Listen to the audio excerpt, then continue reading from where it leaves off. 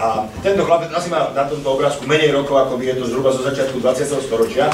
A on keď bol vychovávaný, tak bola vysoká pravdepodobnosť, že on bude ďalším cisárom. Bol predpoklad teda, že bude následníkom trónu. Vieme ale, že sa to nestalo a tak situácia sa zmenila. Pozrieme ďalej, keď bol tento chlapec starší. Ten chlapec, ten Otto je napravo. Čiže ten starý pán je Otto von Habsburg, ktorý bol aj poslancom Európarlamentu, už zomrel v roku 2008. Tá sála vzadu je vlastne Európsky parlament a vedľa neho je najstarší syn toho Otta, Karol, čiže vnuk toho cisára Karola. Poďme ďalej. Tu vidíme toho Karla na pohrebe toho Otta, za svojho otca. Napravo si môžete všimnúť takého chlapčeka, tu ho vidíme ako číta, čítanie na pohrebné omši za svojho starého otca Otta. A tu ešte uvidíme na také civilnejšej fotke. Volá sa Ferdinand Zvonimír. Zvonimír preto, lebo Habsburgovci majú takú chorvátsku vetvu a pokrstil ho nejaký chorvátsky kardinál. A toto je vlastne právnu toho cisára. Kebyže náhodou si povieme, že máme dosť republiky a chceme monarchiu, tak toto by bol vlastne náš prípadný nový cisár. Už má asi o pár rokov viac ako na tej fotke, čiže už má 18. OK, ale my nemáme teda monarchiu, ale máme demokraciu. V čom je rozdiel? Monarchia je vláda jedného. Momos archos, vláda jedného, cisár, kráľ. A samozrejme, že v monarchii to teda veľmi závisí od toho jedného. Dobrý cisár, môže sa žiť celkom fajn v tej krajine, zlý cisár, nejaký tyrán alebo zabednenec, bude sa žiť v tej krajine zle. My ale teda nemáme monarchiu, my máme demokraciu. Ak už ste mali občiansku, už na základnej škole alebo tu, tak viete, že demokracia je od slova demos, čo znamená ľud, vláda ľudu. No a u nás to funguje tak, že máme Slovenskú republiku, máme ústavu a v ústave je napísané, že štátna moc pochádza od občanov, ktorí vykonávajú buď prostredníctvom svojich volených zástupcov, čiže nejakých poslancov, či už v meste, alebo v Národnom parlamente, alebo v Európarlamente, alebo ešte máme aj župný parlament, vyšší územný celok, alebo ju vykonávajú priamo, napríklad cez referendum, či už nejaké miestne, lokálne, alebo celospoločenské.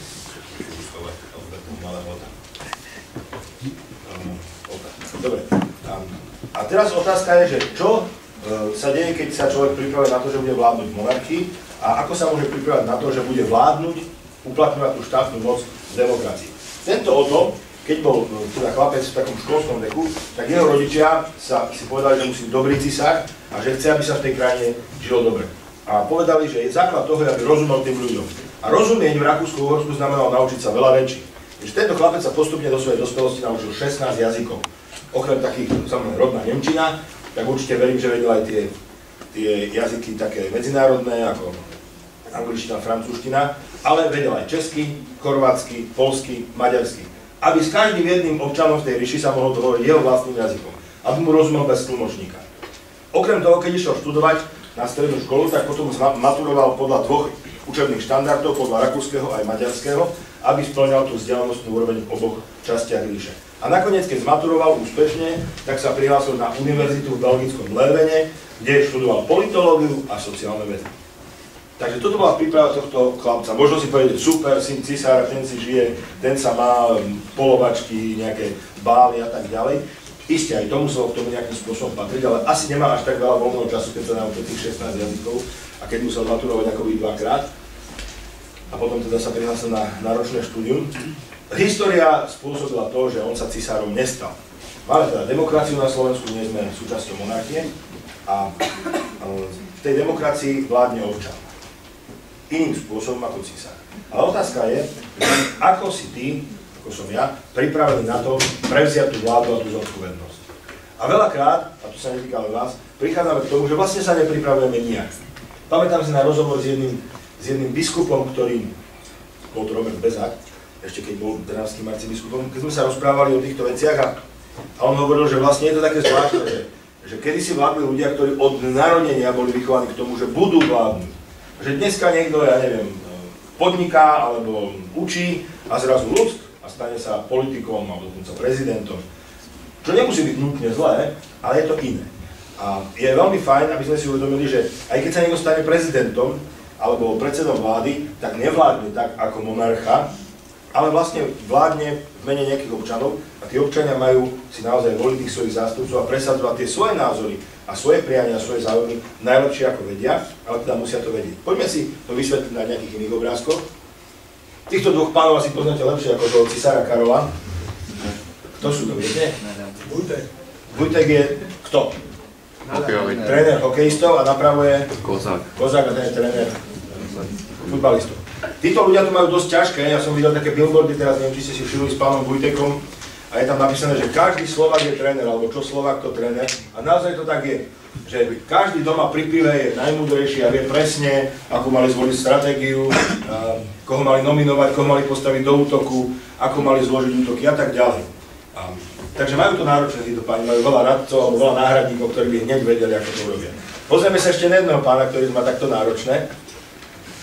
Chcem povedať, že ja som opozičný poslanec a nepodporujem vládu Roberta Fica, ale treba uznať, že momentálne na základe výsledkov volieb je predsedom vlády Slovenskej republiky. Keď sme sa stretli pred nejakými rokmi, tak by tam bola pani Radičová alebo pán Zurinda. Teraz je tam pán Fico a veľa ľudí si hovorí, keby ja som bol predseda vlády, keby ja som bol prezident, tak vtedy by som robil toto a toto a všetko by tu bolo super. Chcem povedať po trojročnej skúsenosti v politike, že nie je to také jednoduché a také ľahké, čo neznamená, že sa nič dobrého nedá urobiť. Ale problém je v tom, že tento človek je na celom Slovensku, alebo tento post je na celom Slovensku len jeden. To znamená, že šanca, pravdepodobnosť, že niekto z nás tam stane predsedom vlády alebo prezidentom, je dosť malá. Tak pozrieme sa, že kde je tá pravdepodobnosť väčšia. Poďme ďalej. Toto zoskupenie sa volá vláda Slovenskej republiky. Je to tá pôvodná zostava. Už 3 ministri z nej sú vymenení. A keď to zrátate, tak koľko je členov vlády Slovenskej republiky vrátane predsedu vlády? 14, výborne. Čiže tá šanca, že sa niekto stane ministrom, je 14-násobne väčšia. A keď si poviete, že ja keby som bol minister školstva, aj nejaké pani učiteľky, ja keby som mal ministerka školstva, tak toto a toto. Ale zase, len 14 ľudia na celom Slovensku. Tak poďme zvýšiť šancu. Toto je Národná rada Slovenskej republiky, Slovenský parlament. Ja sedím tu, ale toto je fotka ešte z minulého volebného obdobia. A koľko máme poslancov, vieme? 150. 150, výborne.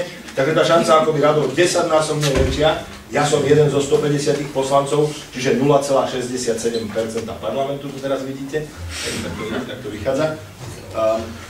Tá šanca tam je, ale tiež je radovo nejaká 150 ľudí zo 4,4 milióna oprávnených voličov, teda v zásade dospelých ľudí. Takže poďme ďalej.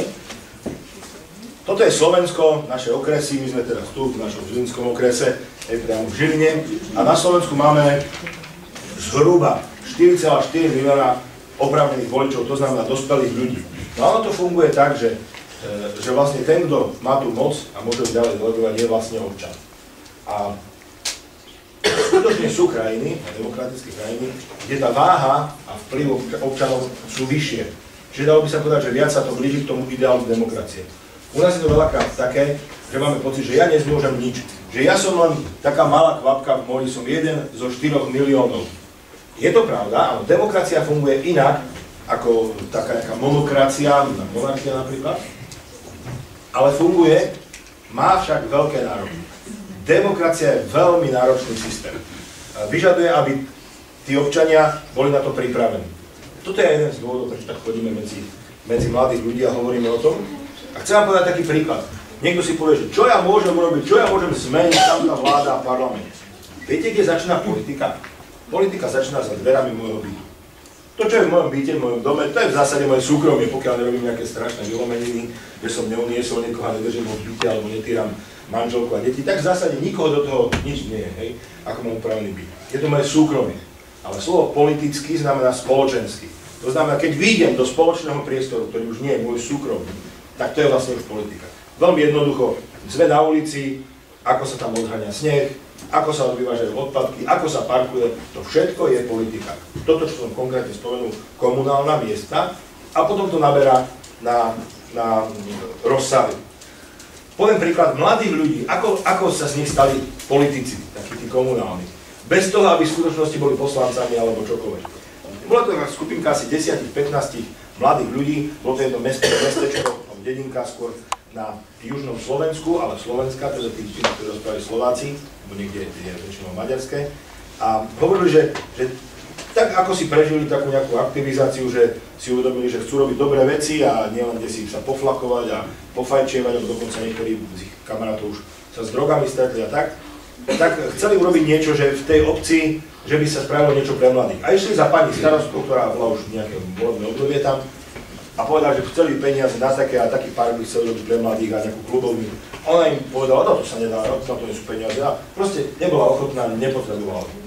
Tak oni si založili postupne občianske združenie, začali robiť aktivity, opravili detské ihrisko, pripravili si nejaký skatepark alebo na bajky, alebo proste dneska by to bolo niečo iné, to bolo zase pred nejakými rokmi. A niečo spravili, ale zrazu si všimli, že idú komunálne voľby. Nie tieto, bolo to už dávnejšie. A oni sa tak obzreli a povedali si, dalo by sa niečo zmeniť, táto terajšia starostka to nemá záujem. A jedna z kandidátov, bola to tiež žena, sa teda s nimi stretla a to, čo hovorila, tak im prišlo také aj dôveryhodné a správne, že ona by práve tieto veci chcela podporiť. Tak oni spravili to, že sa do toho vložili, pomohli dokonca dopracovať časť programu do volieb zameraných na deti a mládež a začali robiť pre ňu v obci kampaň. A stalo sa, že naozaj táto žena vyhrala komunálne voľby, stala sa starostkou a naozaj tie svoje sľuby splnila a táto situácia, jedna oblasť sa fakt zmenila k ich spokojnosti a boli radi. Toto je politika, toto je niečo, do čoho sa môžete zapojiť. A sú niektorí ľudia, ktorí proste chcú ísť ďalej a chcú to potiahnuť vyššie.